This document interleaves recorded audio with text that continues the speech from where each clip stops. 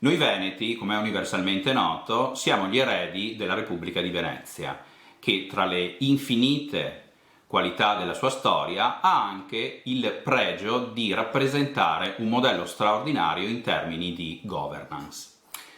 La mia domanda è però questa: noi veneti siamo degni di questo patrimonio? Essere eredi della Repubblica più longeva della storia e del suo patrimonio culturale, politico e artistico comporta anche delle responsabilità, a più livelli, compreso quello di evitare la dispersione di questo patrimonio.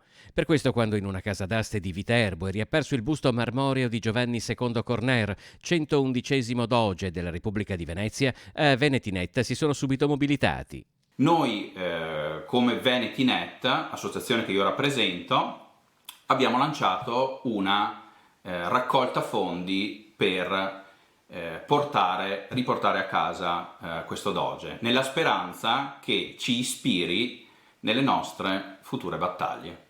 Prima di riapparire nel Lazio, dove sarà battuto all'asta il 24 giugno, il busto del Doge si trovava a Ca' Corner di San Polo. Riportarlo in Veneto riveste un significato simbolico, nel quale a Venetinet ricordano anche il processo di stallo dell'autonomia largamente votata dai veneti nel referendum consultivo del 2017. Chi non aveva problemi di stallo era il doge Giovanni II Corner, che come ultima vittoria della Marina della Serenissima sconfisse gli ottomani nella guerra di Corfù.